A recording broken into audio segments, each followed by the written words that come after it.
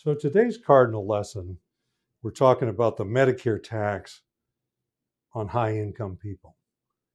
And about 7% of the Medicare beneficiaries pay this extra tax or excise tax. And it's called IRMAA. IRMAA is an acronym, Income Related Monthly Adjustment Amount. That's a whole mouthful. And it's designed to make it sound kind of nice. It's an income related monthly, whatever it is. It's a tax because you make too much money in retirement as far as Social Security and Medicare and the IRS are concerned. And, the purpose of why we're doing this thing is we just want to give you some information about it. And we want to soften the blow a little bit. So I want to bring Tom on to really talk about that. So why are we doing this video today, Tom? Yeah, we're doing this video because most people have never heard of this until they get that first letter. I mean, they sign up for Medicare, they're all excited, and then about a week later, they get another letter saying, "Hey, by the way, you made too much money 2 years ago. Now you got to pay us more for Medicare." And so it's a surprise. People get really hot. I mean, they come in angry about it because they didn't know it was coming. And so what we want to do is tell you about it, tell you how it works. There isn't a process to appeal it if you have certain situations we'll get to later, and try to help make it better. At the end of the day, if your income is high, there's only so much you can do about it. But we just want to let you know what it is, be prepared for it, and maybe do some planning around it to try to lessen the impact of it. We're going to bring up the show notes here. They're at the link below our video. They're also on our website under the show notes section. We have the board. This is a chart I have, again, sitting on my desk. I use all the time. And it's a very quick thing you can look at. You can look at your income, whether you're single or married, and how much extra you'd have to pay for Medicare. One thing, and I'm sure we'll get to this on the board, but they look at your income from 2 years prior. So if you're starting Medicare in 2024, the income in 2022 impacts how much you pay this year for Medicare. And that gets to the appeal we'll talk about here in a second. And so any income this year will impact your Medicare cost in 2026. So it's always on a 2-year rolling basis. They do a reevaluate that every year. So every January, if you're faced with this, you'll get a letter saying, "Hey, based off your income 2 years ago, this upcoming year, here's how much you pay." So just know that that's how that works. So if your income is high, you don't have one of these things that allows you to appeal it. Eventually, it could fall off if your income goes below these thresholds. Um, we have in the show notes, we have the form that's used to file this appeal. And so but we might switch back and forth between here. But this is the form that you use to go through. And if you have one of these life changing events, you can appeal it. So I don't want to jump ahead too much. I'll turn it back to you, Hans, and we can come back to this. And then I want to show the actual form. I'm not sure it's in there in the show notes, but don't we have a copy of the actual assessment letter? Oh, we do. So that's actually below this. So good point. So this is a copy of a letter that you get saying, "Hey, you're going to pay more for Medicare." So you'll notice the date on this was sort of late November. This is for the upcoming year, how much you have to pay. And so just that's about the time frame that you would get this letter. It will tell you sort of what your income was from 2022. Again, this was for 2024. How much extra you'll have to pay, what the normal premium is. You'll see that the normal standard premium is 174.70, and then Part B IRMAA charge will be 279.50. So again, that's Scan how through that the letter thing a is. little bit, Tom. Scan through there a little bit. I mean, this letter pretty much goes over the contents of this video, but it's Yeah. my speculation that people never make it through the letter. they, No, they read this thing and they're saying, "What? they I get to never this heard first about this before." yeah, they get to this first paragraph and then they throw it in the trash and say, "What the hell is this?" They're upset. So, but it does talk through sort of how it works. And so if you want to go read the letter, here's an example. And if you've gotten your own, you've seen it before. But again, we'll get to more in the video here. So if you want our help and you call us, save your copy of that letter, or you can go back and get it online. After you get signed up for Medicare, you can open up a Medicare.gov account with your Medicare number, and you can look at all your claims. And that IRMAA letter comes through that account in November. It's just all of a sudden, bing, you get an email with that thing, and you can go back and get it. And we have a lot of people come to us and they say, explain this to me. And then is there anything we can do about it? And that's what we're going to talk about today. So when we get up here, there's a few acronyms you need to learn. We already went over IRMAA, Income Related Monthly Adjustment Amount. I'd rather call it the Medicare tax. We have some kind of jokes where we talk about Uncle Sam and Uncle Sam wants you. And then Aunt Irma, she wants your Medicare money. So MAGI, MAGI, most people know what adjusted gross income is, AGI. But they, for this purposes with IRMAA, they add an M to it. And it's called modified adjusted gross income. So you're not going to be able to take any deductions off of your gross income. You're going to be able to make some adjustments. And we're not going to get too much into that today, but then there's a modifier on there. And the modified part has to do with tax exempt interest, because when IRMAA first came out, was at the beginning of this century, or just right after that. And it didn't have this modified adjusted gross income. So a lot of well-to-do retirees stuck all their money in tax-free bonds so that it brought their taxable income way down, and it lowered them so they didn't have to pay IRMAA. And then they came and they said, aha, so we're going to add that back in. So that's the reason for the MAGI. But the real kind of rub about this thing is in 2024, that letter that we had in there used a 2022 tax return. So you're saying, well, that really doesn't seem fair to use what I made 2 years ago to calculate the amount I'm going to pay in 2024 extra for Medicare. It just doesn't seem right. Well, it's, what I got to tell you is that's the only information they have. So in November, when they kicked this thing out, they didn't have a 2023 tax return, and they certainly didn't have a 2024. So the most recent one was 2022. That's what they use. Now, the question that people are going to have is there anything we can do about this? And that's what's different on this video than a lot of these, because you're going to find on our channel a number of different videos about IRMAA. And even for 2024, you're going to find another one. But this video, we're going to get into the appeal and into the appeal form. And I'm going to go over to Tom in just a second. But what I want to tell you is what an appeal will do is it will allow you to bring what was 2022 income up to a current year. So through the appeal, you're going to say, don't look at 2022, look at 2024, and here's my projection of my income in 2024. And if that doesn't get it down enough, I'm going to project 2025. And you can do all that on the appeal form. So why don't we just bring that appeal form up now, Tom, in the show notes. And this will be a good video for those of you that you think this might affect you, to go ahead and download this Social Security. It's SSA-44. You can Google it and get your own form. But it goes through, and again, this form, the appeal form, is somewhat like the IRMAA letter. It will give you most of the contents of this video. But I want to go to the appeal form, actually the next page, and I want to show you where people make some of their first mistakes. Is like somebody, maybe they sold their house or they sold a piece of rental property in 2022. So they had a big spike in income, or they did a big Roth conversion, or something else they did made their income go way up, or maybe they just had a big income of their job in 2022 and they're now retired and they anticipate a much lower income that'll be through under these thresholds. Well, that sounds like somebody we're going to do an appeal. But where people get mixed up is they think the appeal is based upon the spike in income. And it's not. The IRMAA is based on the spike in income. The appeal is based upon a life event that happened.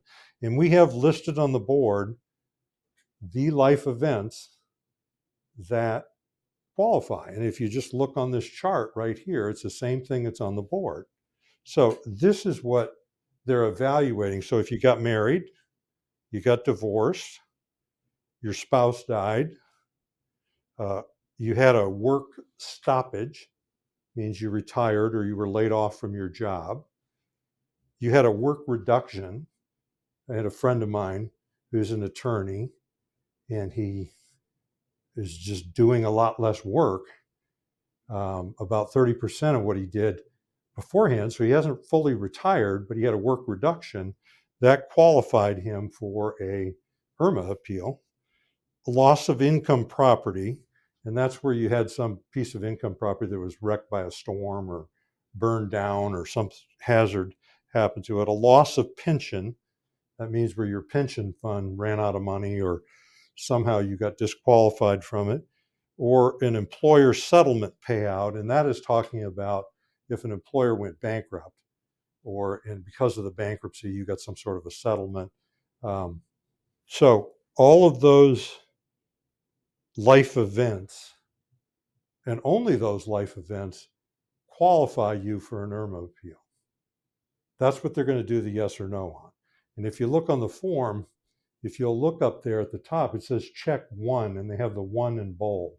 And you'd be surprised how many people check 2 or 3 of these things because they're trying to really make a case. Boy, I got this, I got this.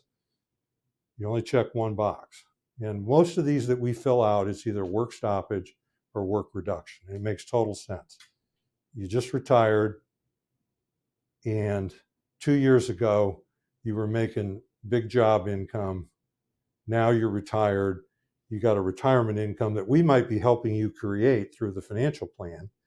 And then a lot of times when we're doing that, we're trying to keep a married couple under $206,000, or a single person, we're trying to keep them under $103,000 for 2024. In our projection, which is right below there, we check the box for life event, then we prove it. So I don't want to get into too much of how we do these. You can go ahead and do this on your own, but I'm telling you, a lot of people that do this on their own, they don't understand it well enough. And they write a book into the Social Security people, a big long thesis on why they deserve this, and they get turned down.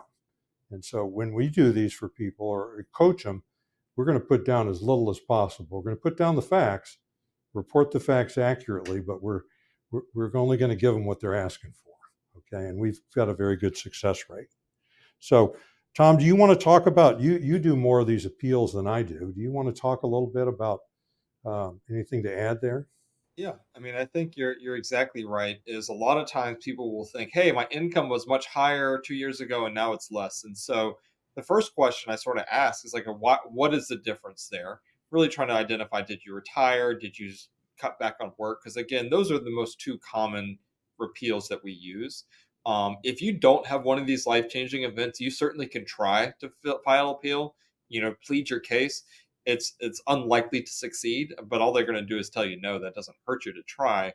But normally, you want one of these life changing events, and these are the ones that they're going to look at because you want to make their job easy enough just to say, "Yep, that's good, stamp approve, and remove the IRMAA." But the like Hans was saying, a lot of times people will give them too much information as they start writing page on page of supporting documents, and that's not what they need. They just need to see. It's really a two-part test.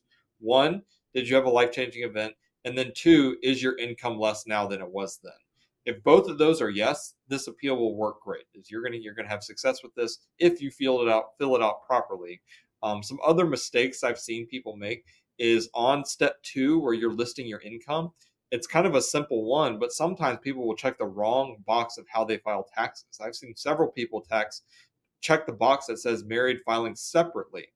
That's a whole different chart than what we have on the board, and they don't get approved, and they keep coming back saying, "Hey, why am I not getting approved?" I said, "Well, send me the form so I can look at it." And that was the mistake. They were checking the wrong box. And so that's another thing, just a simple mistake that can happen that can cause big issues in terms of the appeal. You want to be truthful on this form, right? Don't make things up. We don't they will eventually catch it. If you underreport your income, you get no IRMAA, and then at the end of the year your income was much higher, they're going to write you a letter say, "Hey, you should have been paying this. You owe us that money," and then you still got to pay it. So in short term, maybe works for a little while. They catch it, they will ask for that money back. So those are just some of the things you want to look at. on this form. So if you read through the form carefully, it really lays out what you need to do. Some of the things it asks for sort of later in the form is proof, is it asks to send you some proof there. Um, Later on, they describe sort of what each event is. And I'll talk about the loss of income producing property for a second, because I'll get this a lot too, is they look at that form, they say, hey, I had a rental property, I sold it, and now my income is less. So I should use that loss of income producing property. Right on their form, it says, I'll just read this to you. You or your spouse experienced a loss of income producing property that was not at your discretion. Selling the property, that was your choice. That doesn't qualify. This is like the thing burned down, a hurricane came through and destroyed the home. Something like that certainly would work. Selling the property, not going to cut it. Now, well, yeah, I'll just leave it at that. And again, it defines what each life changing event is. It will go on and later on tell you sort of what type of evidence they would like for that life changing event. Again, you'll notice the most common one is work stoppage or work reduction. They want to have something signed by your employer that says, "Hey, so and so retired, so and so is cutting back on work."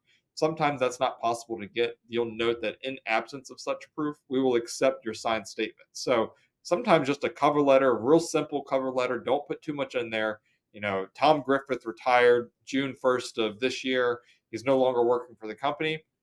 That's perfect. And you sign it, put your income down, and you're good to go. So less is oftentimes better than putting more on these forms, while you're still addressing those two-part tests, the life-changing event and your income being less. So I don't want to get too far into the details. If you have some questions, if you tried this unsuccessfully, call us. We can help you, hopefully help you do it.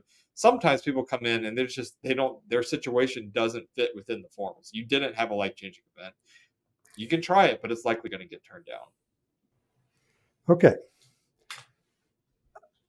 Just an observation here is people's anger with this doesn't really help them thinking clearly around planning around it, because it doesn't really seem fair is that the high income earners are the people that have paid the most into Social Security and Medicare.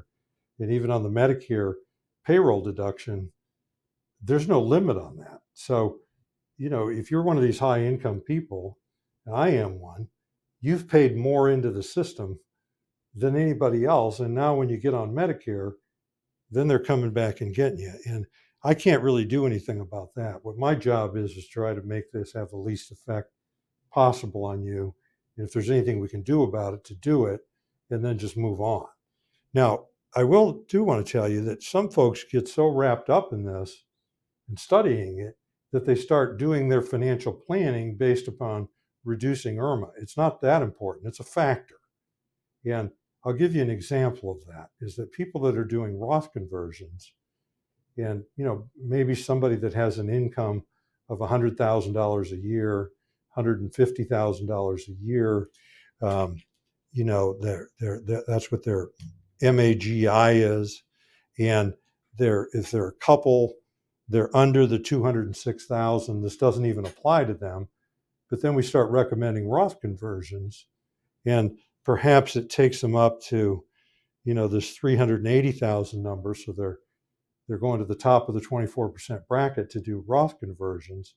And then 2 years from now, they're going to pay IRMAA of $279.50 a month each. And that's the extra amount on top of the $174.70 a month that everybody pays for Part B.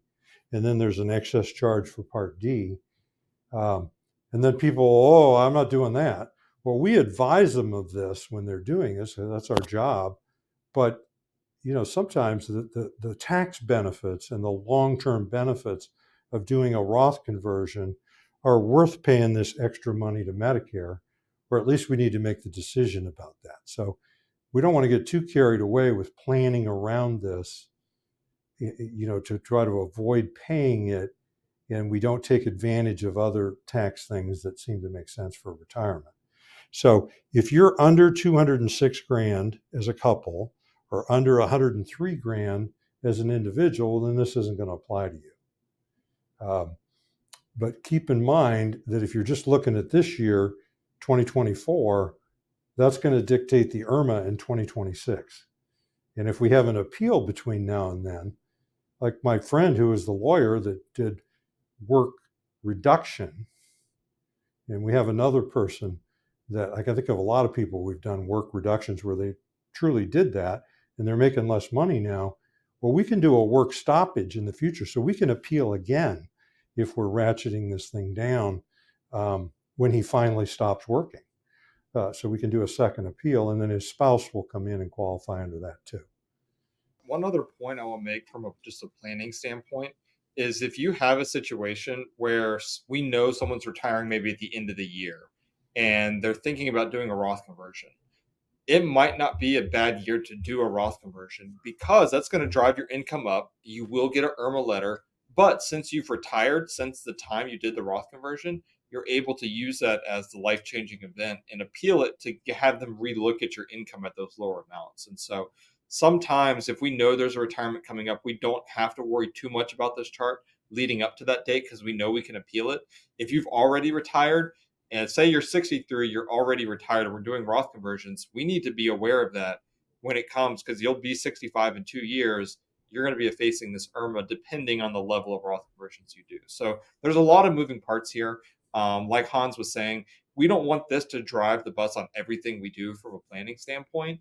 But if there are ways to at least consider this and maybe reduce it a little bit, maybe we don't go all the way, say, for example, maybe we don't go all the way to the top of the 24% tax bracket. We do a little bit less and save you a little bit on IRMAA. That might be a reasonable solution. So again, there's lots of things you can do there from a planning standpoint. It just needs to be considered, not make every decision based off of it, though. Okay. Well, within holistic financial planning, when people have a high income, even if it's going to go down in retirement planned, we screen them for this. And many times we're the first people telling you about this. We're the bearer of bad news. And people just don't know this exists. I mean, that's changing a little bit, but it's so we're going to go over this with you. And if you have questions about it, you got our number. Give us a call. We'll be happy to talk to you about it. Now, I want to go over what we touched on today in terms of holistic financial planning. So we talked about Social Security because that's who you're dealing with here. The Social Security Administration administers Medicare. We're talking about Medicare. We talked a bit about your 401k and IRA because for many of our high income clients, a good bit of their taxable income is going to be coming from withdrawals from their IRA. And we may be able to suspend those for a while and live off of other money that they have just to bring their income down if that otherwise makes sense in their financial plan. So there's things we can do after people retire. We've been talking about your income because the MAGI is the last word in that is income. And we've obviously been talking about taxes. So I want to bring Tom back on. I'm Hans Scheil. And I'm Tom Griffith. We thank you very much for listening. Thank you.